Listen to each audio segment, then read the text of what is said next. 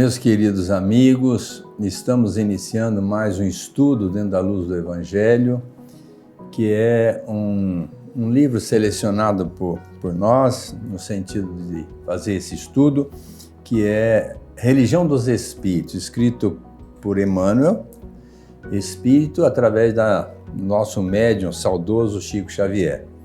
E hoje nós vamos, eu e o meu amigo Navarro, com quem eu tenho a alegria de estar sempre gravando aqui, vamos falar sobre a pergunta 887 do Livro dos Espíritos, quando Jesus falava que a gente tem que amar os inimigos.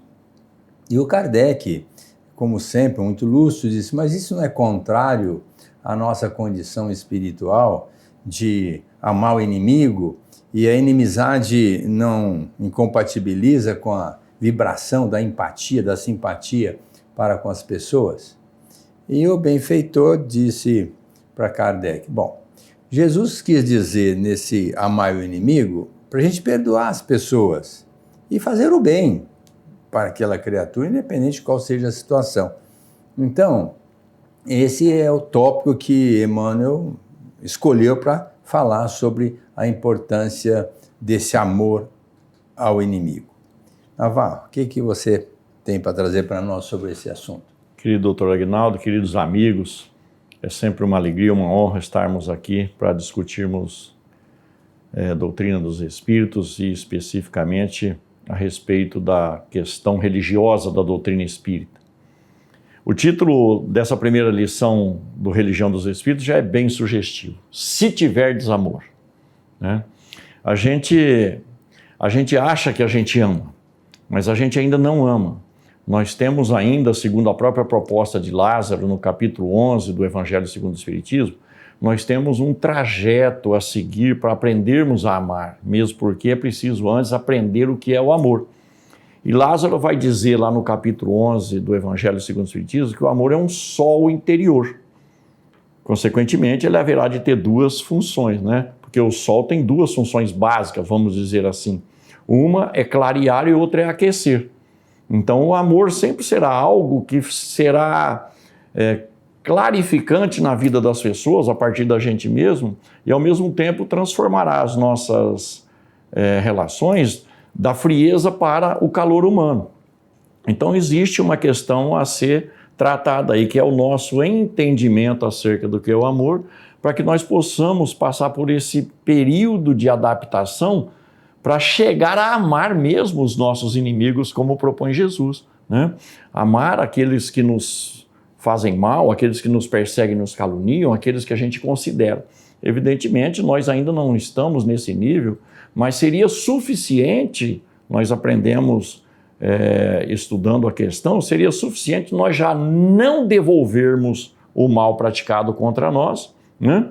E seria suficiente a gente, a princípio, se distanciar, para que a gente vá com isso sedimentando dentro de nós o entendimento de que a vida em conjunto, a vida social é uma necessidade.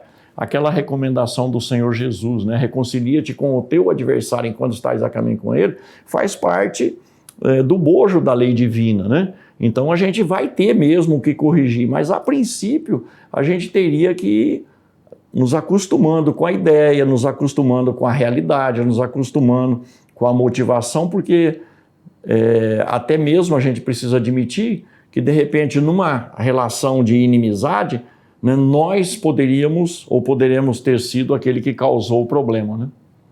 E a gente sabe que quando a pessoa age dessa forma, criticando, caluniando, às vezes até agindo de uma maneira mais hostil, mais agressiva, retrata muitas das vezes uma inferioridade da alma, um momento que ele está vivendo. E daí a capacidade da pessoa de compreender, valorizar e respeitar aquela criatura dentro daquilo que ela está apresentando, logicamente, infantilmente, agindo assim. Porque à medida em que a gente vai aprimorando a nossa bagagem, nós vamos dilatando a nossa capacidade de compreender, valorizar e respeitar o outro. Está dentro do critério de caridade, né? Que é a gente ser indulgente, aceitar a pessoa como ela é, não é? E por conta disso perdoar, que segundo o benfeitor de Kardec, na visão de Jesus, o que era a caridade? Era a bondade, a benevolência, a indulgência, aceitar a pessoa como ela é e perdoar. Quer dizer, isso é caridade, e é a caridade que nos liberta. Agora, como o próprio Navarro disse, a gente, além de não perdoar, a gente revida. E aí que gera o problema, que se agrava. A gente perde a grande oportunidade de usar o anjo da caridade para a nossa libertação. E por conta disso nós vamos nos acrisolando, nós vamos criando barreiras para a nossa evolução espiritual.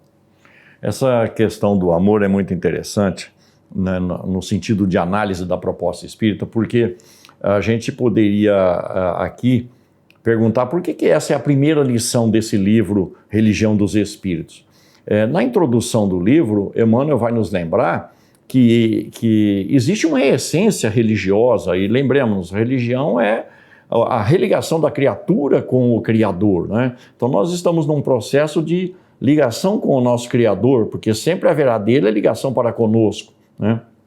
Então, a mensagem da doutrina espírita, que se estabelece em cima das leis naturais e, consequentemente, da lei de amor, segundo propõe Jesus, né, vem fazer com que a gente desenvolva esse sentimento. Ora, todos nós temos o desejo, né, a necessidade de nos sentirmos amados. Quem de nós não gosta? Quem de nós não busca ser amado?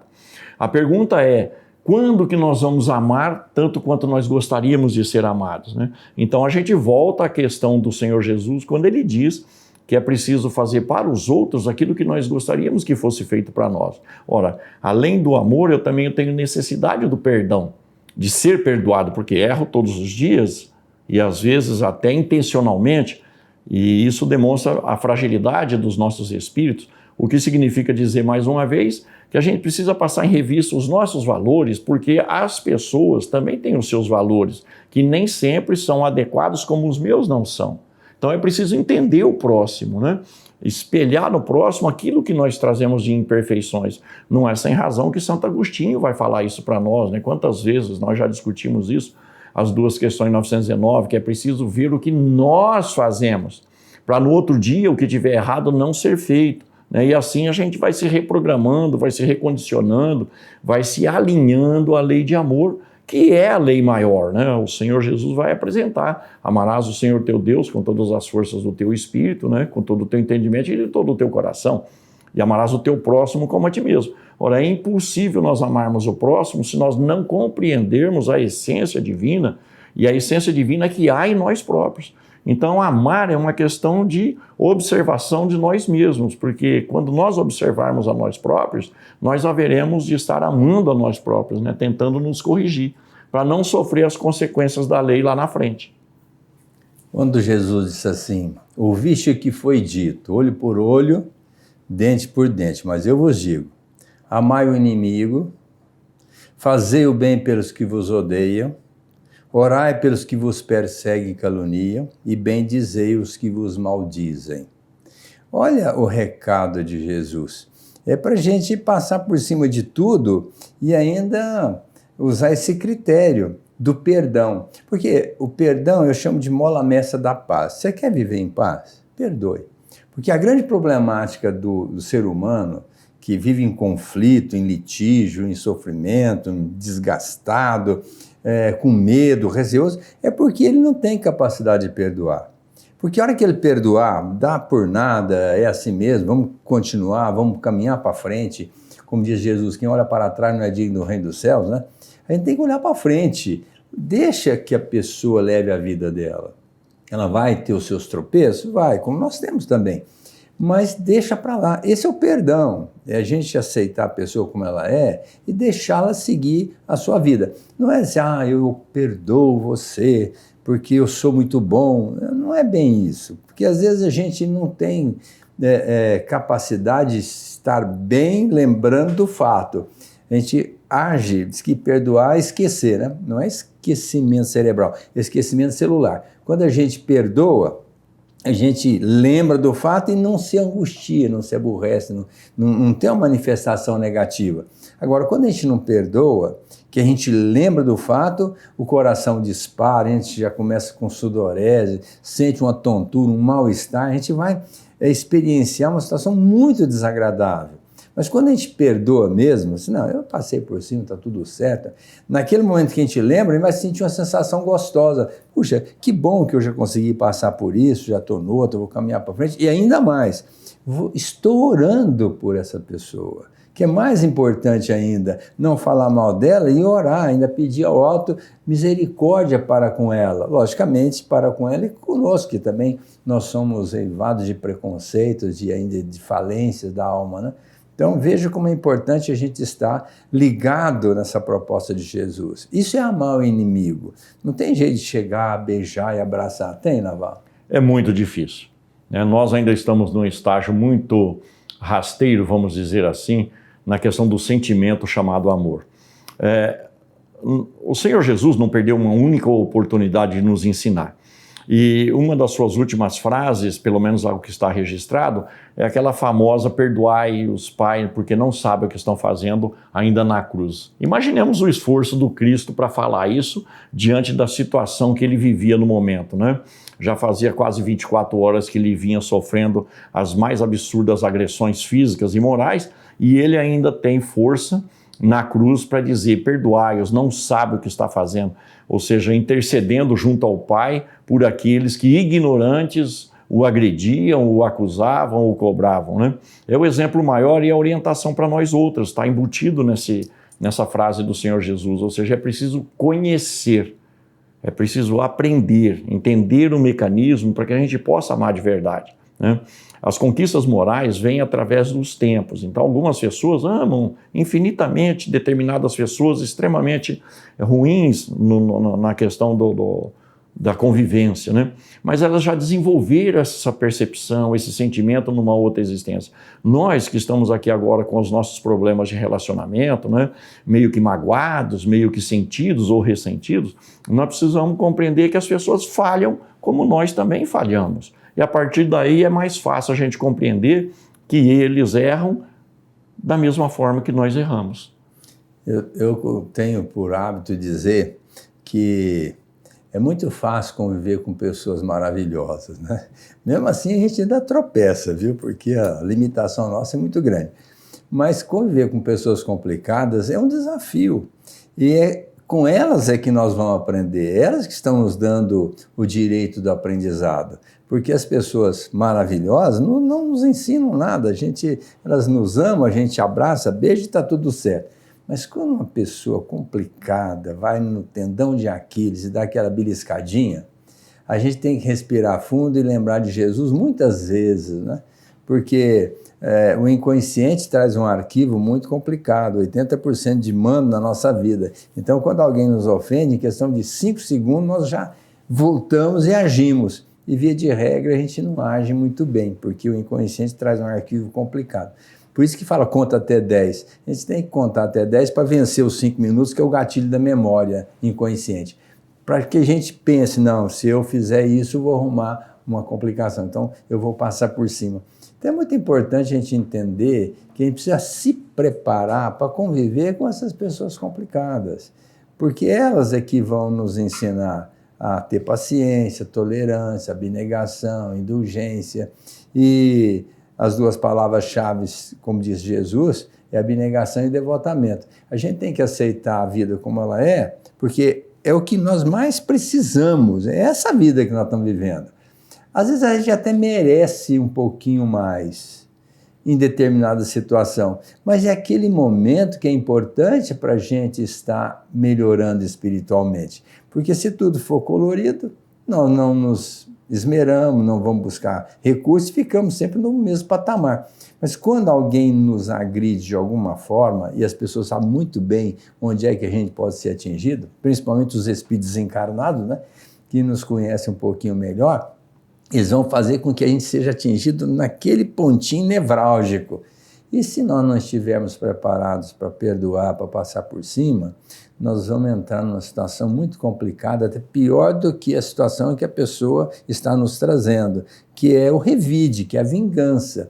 E aí é muito complicado, porque um momento de vingança, de cólera, diz o Chico, gera séculos de problemática para o espírito.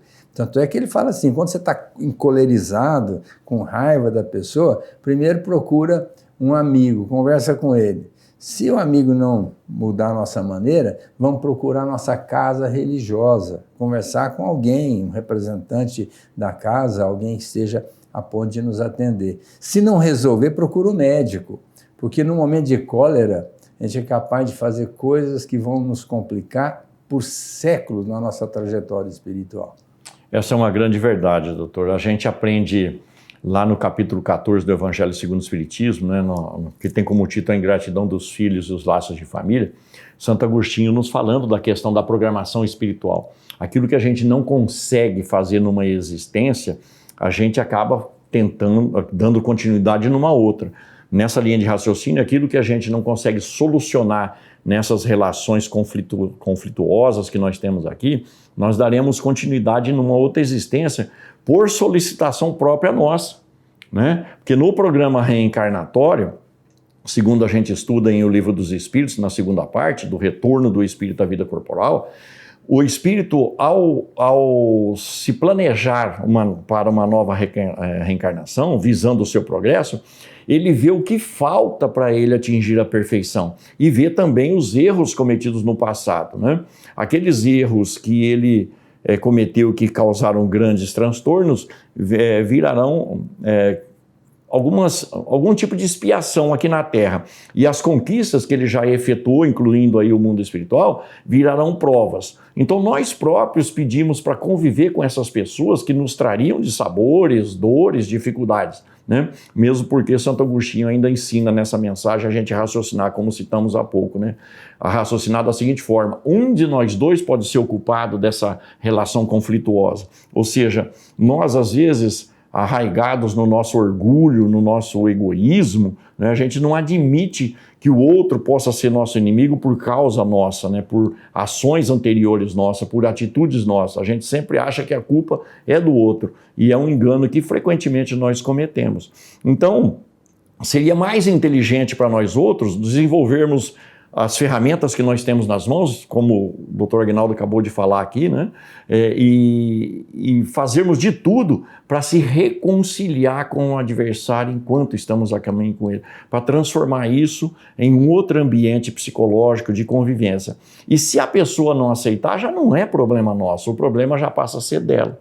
Nós já teremos feito a nossa parte e isso será contado perante a nossa própria consciência e também na questão vamos dizer assim, da ascensão moral sobre o outro. Numa próxima oportunidade, nós teremos direito de escolher outros caminhos da reencarnação, ao passo que aquele que não perdoou e não aceitou terá que esperar o momento mais adequado daquele que já lhe foi um benfeitor. Então é preciso raciocinar muito bem nesses termos, porque se nós não fizermos nessa vida ou na vida em que estamos, haveremos de dar continuidade em outras vidas. É preciso pensar muito nisso, porque isso impacta profundamente na nossa velocidade ou na nossa caminhada rumo à felicidade, porque perfeição, entendamos, é felicidade pura, né?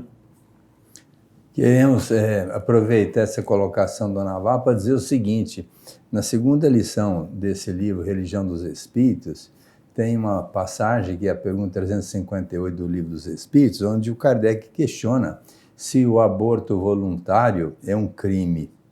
E então o benfeitor diz que tudo aquilo que nós fizemos contra a lei natural, a lei de Deus, é um crime.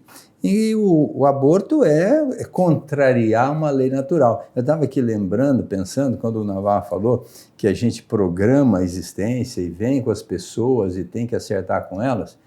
O que acontece quando um espírito vem na nossa casa, mediante o processo reencarnatório, que parece que é tão simples, né? Você reencarnar. Não, o processo reencarnatório é muito complicado.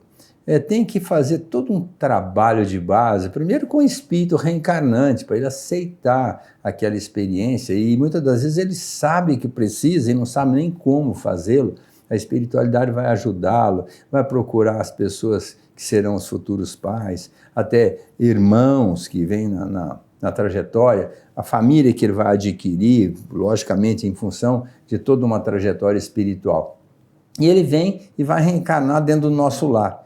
Mas, de repente, a criatura diz, não, eu não quero esse espírito aqui, eu não quero que esse filho nasça agora.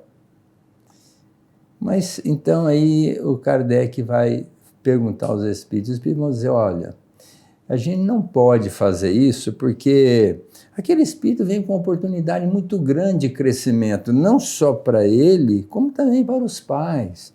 Às vezes tem um aborto espontâneo, ele fala se o aborto voluntário é um crime. O espontâneo não, porque muitas vezes o espírito vem, ou melhor dizendo, às vezes o corpo nem tem um espírito designado para ele. É um abortamento natural espontâneo. É uma prova para os pais. Mas às vezes vem também um espírito que está ali experienciando aquele momento e acaba sendo abortado, não por determinação dos pais, espontaneamente, mas é uma prova também para os pais e também para aquele espírito, às vezes é uma expiação que ele tem que passar. Mas quando há uma proposta reencarnatória, que o espírito vem para nós, jamais nós podemos impedir essa... Lógico que nós temos um livre-arbítrio, podemos, mas não devemos praticar o aborto. O aborto é um crime, diga-se de passagem, de onda, porque quando a gente fala de crime, tem tantos crimes por aí, de que a gente refuta, assim, meu Deus, por que o fulano fez isso? Onde já se viu roubar, matar, estuprar? E a pessoa tem, às vezes, até o direito de defesa, que pode reagir até não ser morto, não ser estuprado, não ser agredido, porque ele fugiu, saiu. Mas o aborto não tem jeito, se a pessoa determinar, vou abortar, que defesa que o espírito tem? Ele vai acabar sendo abortado, isso é um crime, não pode fazer. Então é isso que eu quero levar agora, Navarro, para você analisar, dando continuidade, o que nós podemos fazer nesse sentido, para evitar o aborto? Nós precisamos compreender, meus amigos, a situação como um todo.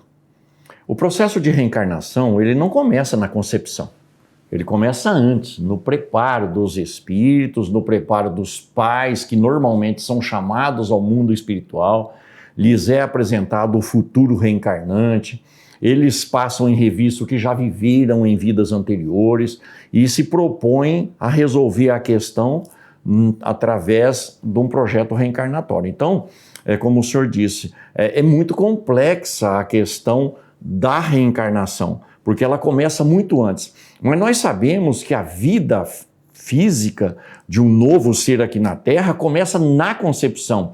A partir do momento da concepção, quando o óvulo é fecundado pelo espermatozoide, o espírito já está destinado para aquele órgão e ele é, vamos dizer aqui, ligado eletromagneticamente àquele óvulo fecundado para dar sequência à sua vida. E a questão é, como o doutor bem lembrou aqui, qual é o nível de defesa que esse espírito tem dentro do útero contra a agressão que lhe está sendo proposta? Nenhuma. Por isso, a hediondez da coisa.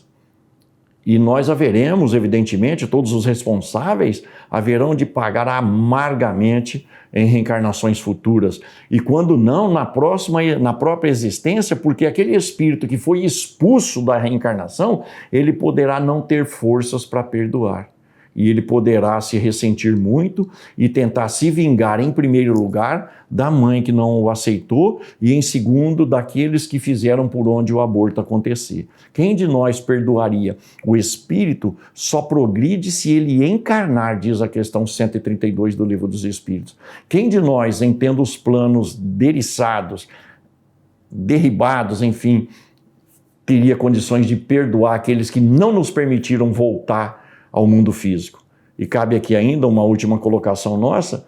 Se o Senhor Jesus disse que a cada um é dado segundo as suas obras, e quem ferir com a espada será ferido, se hoje eu pratico um aborto, naturalmente, numa reencarnação futura, eu deverei passar pela mesma circunstância, ou seja, de ser abortado, perdendo uma oportunidade de voltar ao mundo físico. As consequências são muito graves e é preciso pensar muito bem nisso. Lembrando que na pergunta subsequente, 359, o Kardec pergunta se, no caso da gestação colocar em risco a vida da mãe, nesse caso não poderia abortar? O benfeitor disse, bom, para aquela mãe que já tem toda uma vida, tem toda uma responsabilidade, é melhor preservar a vida dela e impedir a vida do outro que ainda não reencarnou totalmente. Mas, mesmo assim, eu fico imaginando quem tem autoridade para definir isso, que vamos dizer assim, não, essa criança vai matar a mãe na gestação, por conta da gestação. Não, que eu já vi casos em que a proposta era de abortar porque a mãe não tinha condição. E a mãe decidiu por ter um nenê e hoje está com ele, um moço andando aí de braço dado com a mãe e não aconteceu nada. Então, o aborto, eu acho que praticamente situação nenhuma a gente pode justificar, nem pelo estupro, porque às vezes não, mas o estupro, a lei preserva a mãe o direito. Olha, mesmo sendo estuprado, o espírito que vem para aquela mãe é o espírito que ela precisava conviver com ele. Então, nem nesse sentido tem justificativo o aborto. Eu quero agradecer vocês que estão nos assistindo, encerrando esse programa, convidando você para a semana que vem estarmos aqui novamente com a luz do Evangelho, para estarmos estudando um pouco mais desses ensinamentos maravilhosos dos benfeitores e principalmente de nosso Mestre Jesus.